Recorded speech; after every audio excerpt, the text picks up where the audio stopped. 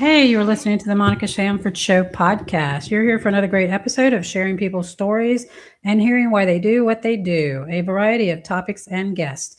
Everyone has a story, and I love helping them share it. I am Monica Sanford, your host, a doctor of nursing practice, and I've been specializing in critical care cardiology for 25 years. I am joined by my co host today, husband, veteran, retired Marine Lieutenant Colonel David Sanford. He is a Mustang. We just kind of talked about that off air. So he was enlisted before he retired as a Marine Lieutenant Colonel. So follow me on Instagram, Facebook, LinkedIn, like, follow, share all the pages, follow the podcast on Apple, Spotify, iHeartRadio, wherever you hear your podcast. So I want to thank our guest coming in. He literally went through a storm to get to us, so I appreciate it. Thanks for coming on, Joshua. So I am delighted to be here. Sorry, my kids are screaming in the background. I have a 4-year-old and a 10-year-old that are just riding highs of winning from a kickball tournament. So yay. Well, congratulations. No problem. That's this podcasting life, isn't it? So I am here today with Joshua Parish. He is an Army veteran, a founder and the CEO of VetLifeToday.org. We're going to hear all about it. Co-founded it with his wife, Courtney, correct? Correct. Yeah. I'm going to give her a plug later because I know she developed or helped develop that app. So you're going to tell us all about that. She didn't help. She developed. She did it. She did it all. So he is the code and everything. So very cool. So he is an Iraq War veteran. He's an attorney, an award-winning advocate for veterans. He has won Community Leader Award in Michigan and a Veteran Hero Award. Working with local, state, and federal governments for policies and developing programs to help veterans, which I absolutely love. I teach health policy, so everything everything having to do with kind of governmental policies, things like that. I am all about it. I love people getting involved. And he, including veterans treatment courts, transitional housing for homeless veterans, transportation initiatives. For the past 15 years, he's focused on helping veterans transition into civilian life.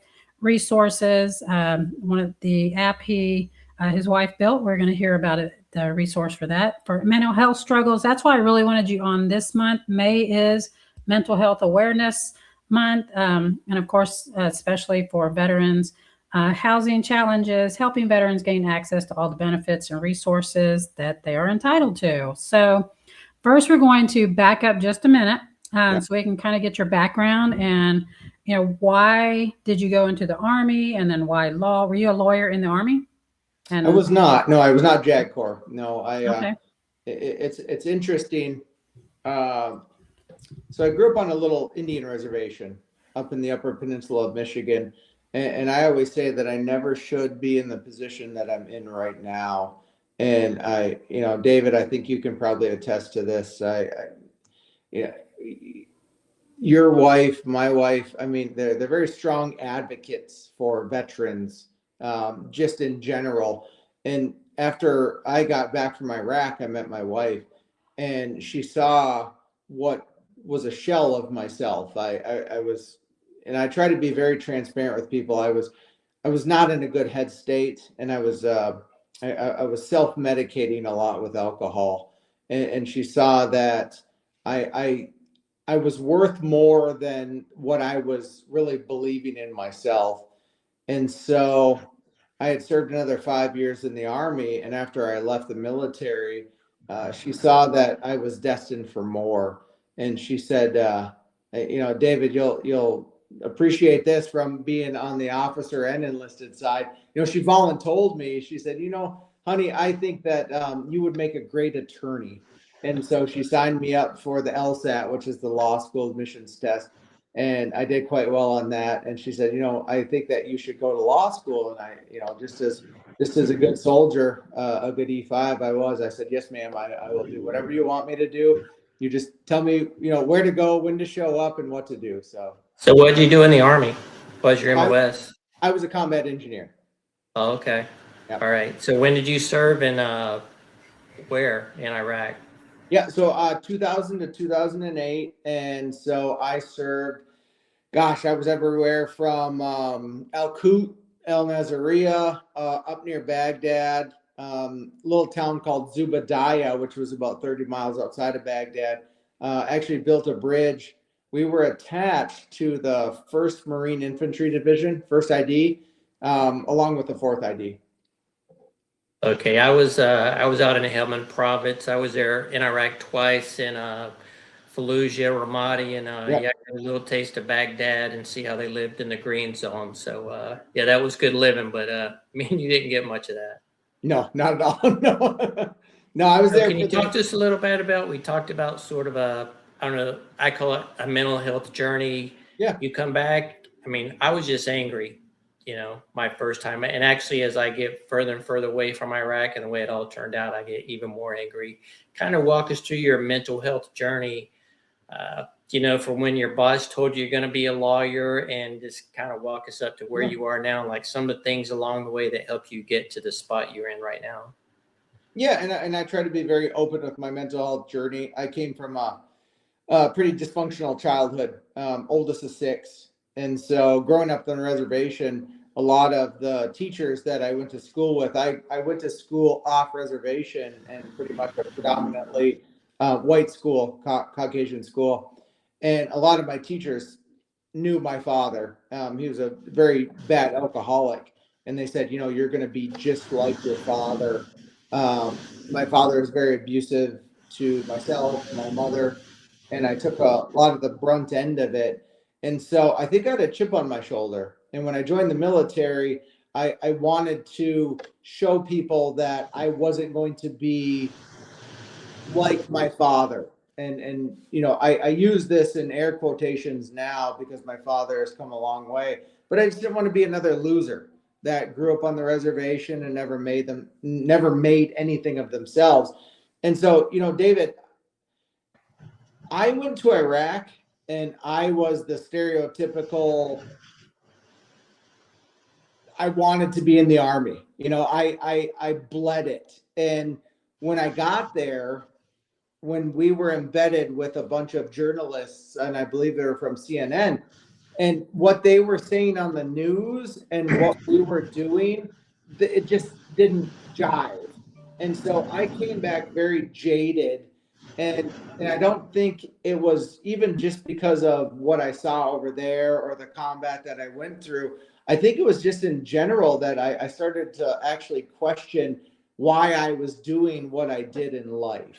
And so I tried to be very analytical moving forward about my service to this country. I, like you and your wife, I bleed for this country and I love this country, but I think we need to be a little more objective about how we think about why we do the things we do. And I think that's where the real anger and frustration came in, because I felt somewhat used in a sense. And there was a chip on my shoulder for a very long time. And it Is it safe to say what you and I have in common is I was all in when I was there. Yeah. I was a believer from the Yeah. very beginning. I was a believer. And I still am for the larger vision of it. It's just, I think as a human being, I was 21 when I went to Iraq. And, I had just had a child and I thought I was 10 feet tall and bulletproof. And now I don't think that anymore. And I think about some of the brazen things that we did, putting myself in harm's way. And would I want my oldest child now, to go through those same things as we ramp up war potentially in Iran? I have friends that are currently stationed, in sensitive areas. And I always wonder myself, if those were my children, would I still be as gung-ho as I was when I was in Iraq in 2003? Well, my daughter is an attorney. So I want to ask, so going into law, did that help you mentally? Did it help you? How did that help you coming back, and then she, signing you up for the LSAT and things? Yeah. Did that give you another sense of purpose, or how's the law changed you? I think, and here's the best thing, and I tell my daughter just graduated with her bachelor's degree from Michigan State, and she immediately started her master's degree. And I told my daughter, I said, you may not eventually end up using your law degree, but what they teach you how to be a systematic, analytical, objective thinker, you'll never be able to turn that off again. So the way that my mind works now, I don't think of A to B.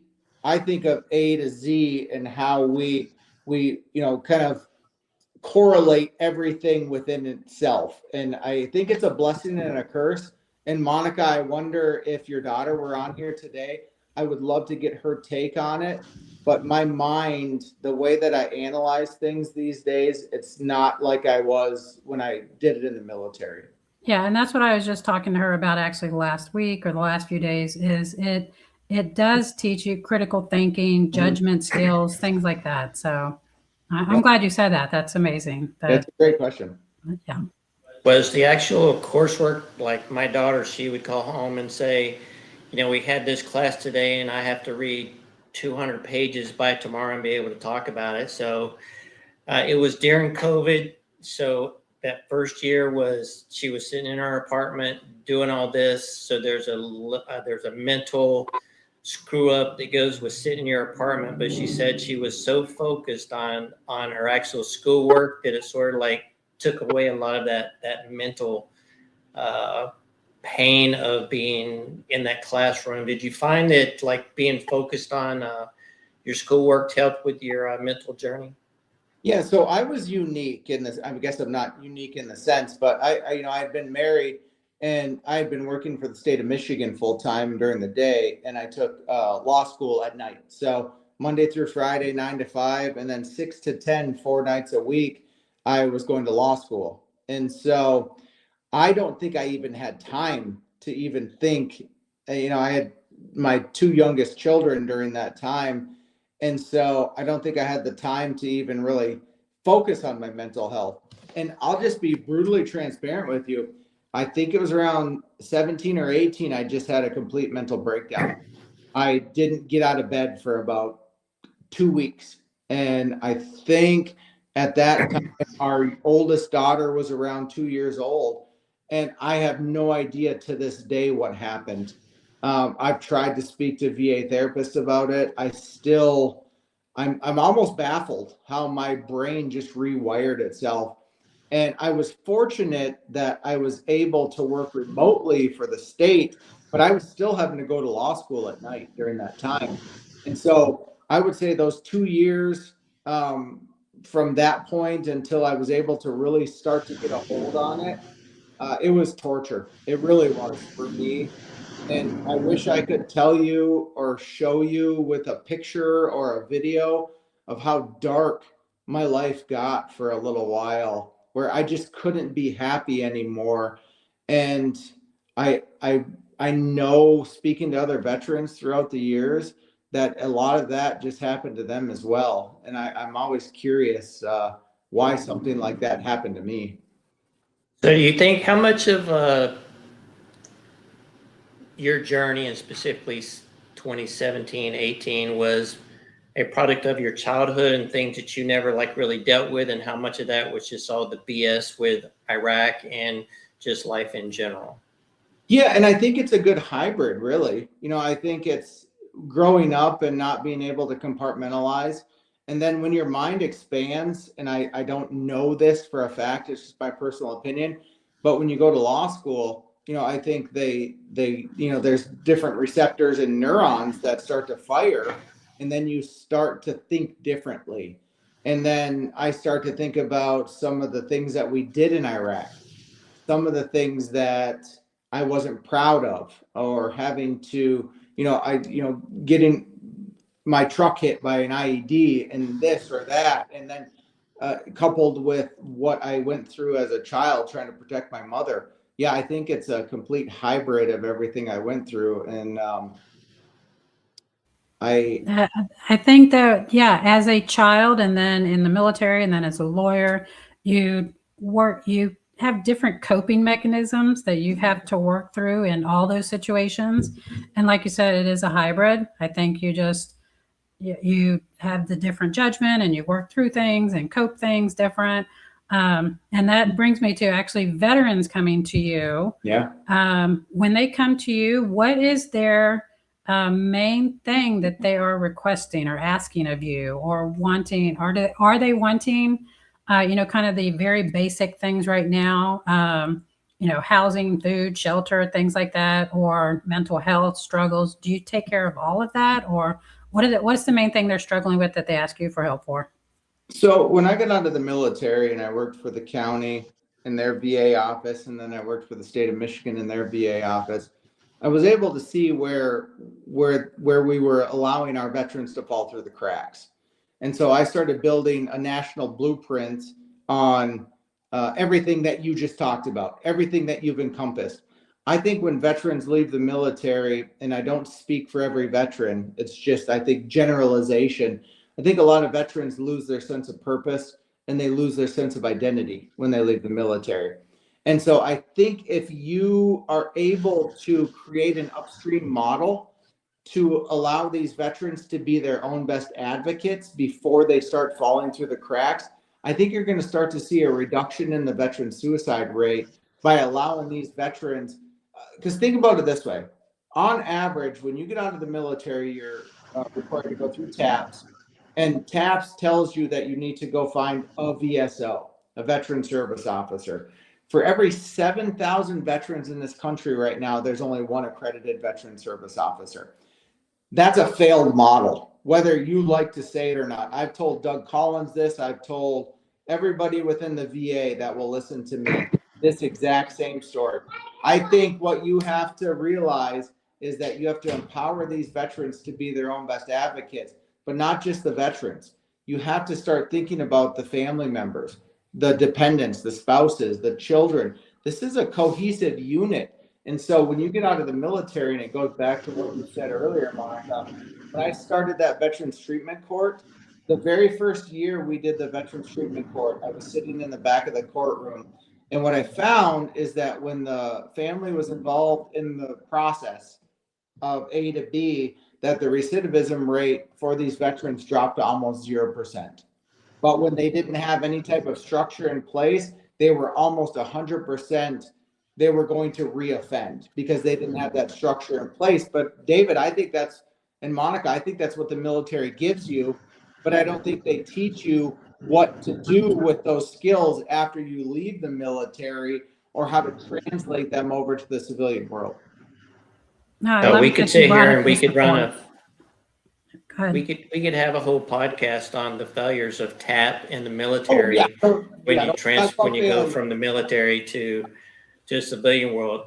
And we could also talk about, there's a lot of us, myself including, probably don't take the responsibility and the accountability before we get out to set ourselves up. I know I thought, well, I'm going to retire and I'm going to get a job working on Eglin Air Force Base, and that just didn't happen. But also didn't try that hard because I thought, I fit all these jobs, I'll just go in there and start working. So I didn't really treat it the right way. Speaking of helping veterans, Monica and I were just talking yesterday about all the Marines she helped at Camp Lejeune. So can you kind of give us some kind of like the numbers, like that you talk to on a daily, weekly basis, monthly basis? Like how many, I'm talking about like actual conversations one-on-one with veterans that you actually have. Well, let me preface that, Joshua, by saying also the past 3 years, I've been a VA disability claims provider. I'm a nurse practitioner. Yeah. So I saw them for doing their exams for CMPs. And for CMPs. Yeah. And so I still get, I'm going to be on a couple of podcasts next week talking about it. But I still get emails constantly asking, because they're, like you said, I wanted to bring that up because there are not enough VSOs. Yeah. So they literally are reaching out to anyone and everyone that could help them answer any kind of questions for any kind of benefits or disabilities or things like that. So that is a huge problem. I think, isn't John James, is he running for governor? Have you talked to him? Yeah. So John, yeah. We're all veterans. We all have a podcast. So I mean, yeah. I have a podcast, and it's quite well known. It's called the Veterans Blueprint. So I've had Paul Lawrence, he's the deputy secretary. We're gonna have Doug Collins on. John James is gonna come on. So yeah, I love him. anybody and everybody to come on my podcast, because Republican, Democrat, I don't care. If you're a veteran, you're a veteran, you're a veteran. I want your viewpoint. I want your story. David, to really answer your question, here's what we're building. And again, I do not take credit for this. My wife selflessly dedicated her life to serving veterans and their families. So before the app, we helped about 143,000 veterans in Michigan. The very first Vet Fest that we had, and Vet Fest is a free event for veterans and their families. We get about 3,000 to 4,000 people at each event. The very first event we had, I had a woman come up to me and she was just bawling her eyes out. And she said, "I think you saved my husband's life. He had served in Iraq around the same time that I did. And probably, David, like you and I, just had trouble readjusting, like you were talking about earlier, maybe being a little angry at something. And he had not left the house in like 6 months. And it was something like this event that was able to get him out of the house, to let him know that other people, other veterans, other families were there in that community, just like we were in the military. To answer your question, I probably now, on average, speak to 20, 30 or veterans a week. We're very active in our community. We're very active with the state that we live in, the local Veterans Affairs agencies, the state Veterans Affairs Agency, the large veteran service organizations. A lot of veterans know. I have the VA call me probably twice a week in Ann Arbor and say, "Hey, I got a vet that is just falling through the cracks." And if you know anything about the VA, the way it works, they're just confined to certain areas that they can't delineate out of that area. And so I think that organizations like ours, I do enjoy the conversations, but what I enjoy more is building out ways to help large amounts of veterans just be their own best advocates. So we don't have to have those conversations, those hard conversations, when we can just point them to the app to get their benefits. Right. So Josh, the reason I asked that question, I sort of knew the answer already, but I wanted to let the audience know that you're the real deal. You're actually, you're not just talking the talk, you're out there, actually doing it. It's the same with Monica. I mean, she was actually texting someone today about veterans benefits, and I like what Doug Collins is doing with the VA. I know there's a lot of good things happening, but I think you hit on the nail on the head about the VSOs. And I just know there's just been so many veterans that Monica's helped, and it's just by word of mouth. And it starts with, I don't even know where to go. But they heard about Monica, so she kind of directs them and helps them through the same thing. And I suppose you probably get a lot of that very same thing. Like, I don't even know where to start, so hell, I'll just start with you, Joshua. Right? Or Monica. It makes me smile when I hear about people like Monica. They're just good spirits in the world. Yeah, I love it. But speaking of wives, so tell us about Courtney, mainly doing, designing this platform, designing this app. What does the app do? I have to give a shout out to, I talked to a friend of mine, Niels Anderson, veteran as well. He has Vet CV, an app that actually I said, I need to connect you to, because it sounds like his app does a lot of stuff that yours does a ton of stuff. His does a lot of the medical stuff and a lot of getting resumes and CVs and stuff together, things like that. I'm like, y'all need to pair up and do everything. I will say very cool. That, so tell us about the app. My wife, the love of my life, the mother of my children, my saving grace. I think what she saw is there was something better that I was destined for. And so she had asked me one day what I wanted to do. And I said that I wanted to start a nonprofit, but I wanted to be very finite when we started to build out this nonprofit. I'm sure both of you know this. There's over 39,000 veteran nonprofits in this country right now. And I'm not ever disparaging any particular nonprofit, but if you have 40,000 nonprofits, you have 0 nonprofits in this world. Veterans just don't know who to go to. And a lot of the resources are very localized. And so what I see is a lot of territoriality. And I'm happy to say this. I mean, I'll say this until it's not an issue anymore. There's a lot of territoriality within the veteran nonprofit space, and I just don't like it. I don't want it. I think everything just boils down to what's good for the veteran and their family. Love it that you said that. Sorry because me and Dave were laughing because we were dealing with this crap today. Oh yeah. Gosh, I mean, there's 11,000 veterans in my county alone. And David, I swear, I think this is such a great conversation. The new Veterans Affairs Director, he's a retired command sergeant major. And he's like, oh, everything's great for veterans. They get out of the military and, they 100% of them succeed. I go, listen, man, you were command sergeant major. Your transition is a little bit different than some E3 or E4 when they get out of the military. Nobody's telling you, sergeant major, I mean, maybe you aren't getting what you need. You're going to get what you need. Yeah. So for those that don't know, when you're a command sergeant major or you're a general, there's a special group of people that come to you. You don't get the same. No. You don't get the career counselor from 2-egg tech that comes in at your transition. You're getting the creme de la creme, and you walk out the door with a job with a defense company, and you get to go make speeches and invited. So yeah, I'm not a big fan, but going back to what you said about the infighting. Yeah, Monica and I, we were just talking about this today. Like, there's no worse enemies than your fellow military, and they just eat each other alive for no reason. It's just. I literally said, stay out of the drama. Just keep your eye on the prize. Keep your eye on the prize that veteran gets the help they need. Period. So the lane I operate in is pretty simple. I just want to get veterans about 90% of the way there.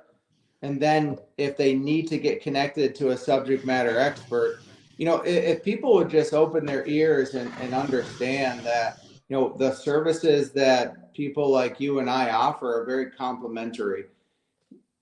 You're burdening the system. Think about it this way. When I was a veteran service officer for a county office, a veteran would come in, we'd spend 5 to 7 minutes doing an intent to file. I'd give them the paperwork to gather all the documents, then I'd never see them again. Then maybe 2 or 3 years later, maybe that same veteran would come back and say, Mr. Parish, I have all my documents. And then you said, hey, listen, you only have 1 year to do your fully developed claim, which is what I said to you in the beginning. And then they get mad at you. And then that's 7 minutes to 22 minutes to 25 minutes. And then times that by 11,000 veterans in one county alone. And there's only 5 of us in that office. If we just had a streamlined way to help veterans. So what this app does, it's honestly a national blueprint. It helps you with your intent to file. We give you the information of all of the documents you need to start to gather for your fully developed claim. And then we start to geofence where your zip code is. Then we send reminders to you. David, you have 12 of your 14 documents that you've gathered, and I can push a button and do that. And then if it gets down to 60 days, 45 days, I say, David, you don't have all your documents to do your fully developed claim. Can I connect you to an accredited VSO? And then if we connect you to that accredited VSO, you go into that accredited VSO. You've already done your intent to file. You have all your documents. Now all they have to do is submit that fully developed claim. But to be honest, right now, if we were to educate veterans, they could do the fully developed claim themselves. The problem is we just don't tell these veterans how, I don't want to say it's simple, because it's not simple, but there's a formula, just like the military teaches you, just like law school teaches you. There's a formula to running a business. There's a formula to doing a podcast. You just have to teach these veterans what that formula is, what a buddy statement is, what a lay statement is, how to get a letter from your wife, your buddy, how to start building your case like your daughter would say to you. How do you start building your case to prove your case in court?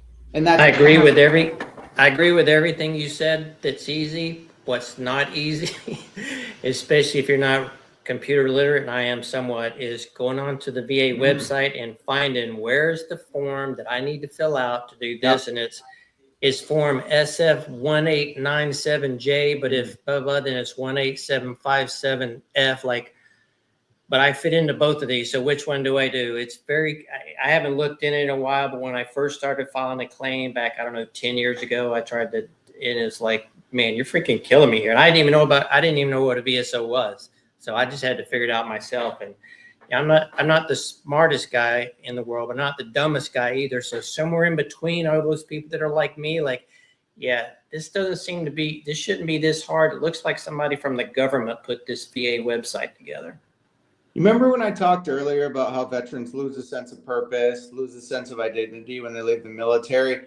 And I talked about that Veterans Treatment Court that I started here in Livingston County. Well, come full circle, about a year ago, one of these veterans that was in a Veterans Treatment Court in the adjoining county, he's an Air Force vet, and he was linked up with me by another Navy vet, and he builds out AI generative type chat bots. And so, David, exactly what you just said. It's very hard. And I struggle with this because I'm like, if these are the smartest people building out this VA websites, I don't know if you knew this or not, but the VA right now has 53 different apps on the App Store. Challenge me. Go look it up. They have an app for flat feet. They have an app for shellfish disorder. I mean, it is just ridiculous how many apps they have. And then you go to download these apps and then you get more frustrated. So what I had Michael do, and Michael, if you're going to listen to this someday, you're a godsend. So Michael, that veteran I was telling you about that was in the Veterans Treatment Court, he built out this chat bot on Battle Buddy. So you can go and ask that question, David, do I need form, 21-20, or do I need this, and it tells you. We've trained this large language model to simplify the process. Listen, I get it. Some veterans are just not technologically savvy, and those are the veterans that are going to call me. Those are the veterans that are going to call Monica. But you know what? At some point, it's going to get to a level where these veterans are going to say, oh, okay, we can go on Battle Buddy. We can ask Sam, our AI agent, these questions, and then Sam can link you up. I mean, everything from VA home loans to education benefits to how to enroll in VA healthcare. Think of every single benefit you're entitled to in one centralized location. And that's what we're building out. I know the answer to this, I'm sure, but is there any charge for the vet to go on and create their profile with Battle Buddy, or just kind of play around with the app, or how do they do that? It is completely free. I will never charge. And please do not get me started on this, because I used to be I used to get on social media and I would argue, but I realized that just isn't worth my time. But one point of contention for me right now are these social media influencers that are being paid by large for-profit companies to go out and say, listen, if you want your VA disability benefits, pay me $1,300, pay me $4,000. I think every veteran in this country, every dependent in this country should have free access to every single benefit that they earned and they deserve. Ditto. So that's why. So yeah, we're on the same page. So I knew the answer to that before I asked it. But I want to touch on real quick, because a couple of your board members are high profile NFL players. So I mean, do they work with you? Are they veterans too? Or Eric Kipple, Detroit Lions. Dave knew all about him right when I said his name, of course. Yep. Eddie Murray. So tell us how they got involved, and how do they participate on your board? Yeah, great question. So, and Eric's very vocal about this, so I'm happy to talk. I'm not happy to talk about it, but I'm open to talk about it.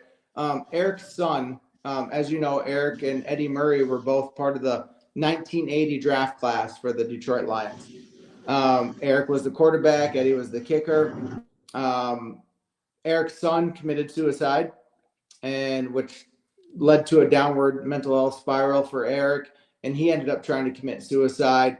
And now he handles our mental health arm of VetLife. And I'm very proud to say this, that VetLife is the only nonprofit in the state of Michigan that received the grant from the VA Office of Suicide for this brand new program called Operation Safeguard.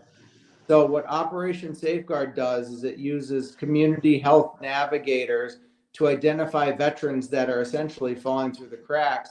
And then we get them linked up with other veterans to go through programs, telemental health programs, to help improve their mental health. Eddie is very unique. I would say Eddie is probably one of the best advocates that I have on the board right now. That man knows everybody.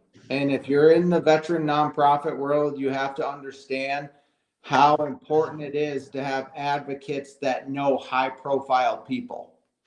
Like I said before, it's just the way it is in this world. There's 40,000 veteran nonprofits. There's probably 100,000 veteran podcasts out there. How do you set yourself apart from everybody else in this world? Because quite honestly, we're probably all doing great things. There's just only so much bandwidth that everybody has. And in order to keep programs going, you have to have money to supplement those programs. And Eddie, I'm telling you, is a godsend for me. Some of the people that he's introduced us to that will literally just write checks for $100,000, $250,000. I hope people listening to this don't find Eddie's email or phone number or try to poach him from me, but he's an absolute godsend. Love that. And that's why I wanted to bring up Eric Hipple, because I had read about his son and that he got his doctorate in mental health, and that I'm sure he does a lot of mental health, goodness for all the veterans that you service. So He does. We're down to the last couple minutes here. So I wanted to make sure that we have, how do they find your battle buddy? Yes. What do y'all have coming up? Do you have any events coming up, or do you have anything that you want to share with? This will probably air in about next week, I think.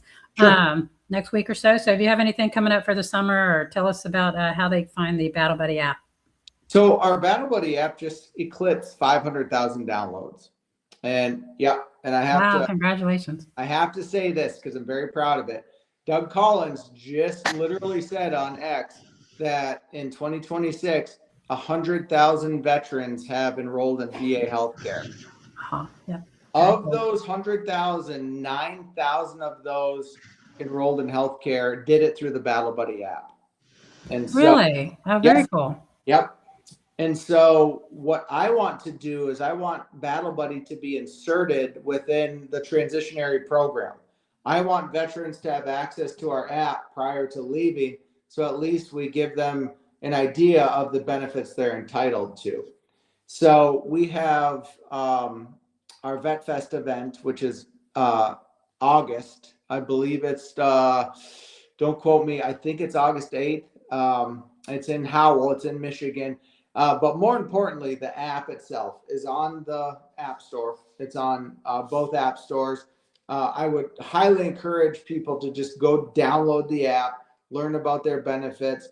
We're just a complimentary service is all we are. I just want to get you to a certain area. And then if you have any questions, I will literally connect you with subject matter experts. Here's the best part in closing. I know what I'm good at. I know what I'm not good at. I will partner with people that are better than me. Jim Lorraine, America's Warrior Partnership. He has a lot of physical boots on the ground people. I don't have that. I have the app, but Jim has that. We've partnered with TikTok. TikTok gives us access to their military influencers. TikTok gives us access to a very large audience. We've partnered with Psych Armor. We've partnered with Blue Star Families. We've partnered with Tragedy Assistance Program Services, Bonnie and everybody over there. I want to share the wealth with people. I am not one of those people that's territorial. And if you're listening today, I want to work with the best of the best. That's all I want to do. I want to make sure that these veterans are taken care of, that their families are taken care of. You can find us on social media at Vet Life Today. You can find us on www.vetlifetoday.org. And we are going to get to 1 million downloads by the end of 2026. Wow, congratulations. That is amazing. And I love that you said you wanted to, everybody in TAP should get your app, definitely. And I was because I was talking to somebody at the VA in Pensacola, Florida, and I said, I need to go and talk to them from a provider standpoint before they leave the military. I'm getting them, and these vets have no idea how to claim, what to claim, all that kind of stuff. Even after the PACT Act, I did a lot of advocacy stuff for the PACT Act too. And I was teaching a ton of vets about the PACT Act, but I need to do that before they leave, or somebody like me needs to do that before they leave so they can get all their stuff together. So anyway, so glad that you're doing that, and that it's available to them before they leave and as they're transitioning. So amazing resource. Thank you for coming on today. This was amazing. I'm going to tag, of course, everything. So it is vetlifetoday.org. It is ORG at the end. Make sure you're putting in the right website. And download the Battle Buddy app. This was amazing to get you on. So thanks for coming on. No, thank you, David, Monica. I always applaud a great husband and wife duo. And God, it just makes my heart smile when I see two people that are just out there making such good things happen. You know the deal, Joshua. Marry up. That's how you do it. Marry above your station. Yeah, and I certainly did. Perfect. Yes. Well, thank you so much for coming on. Thank you for all my listeners, and please stay tuned for the next episode.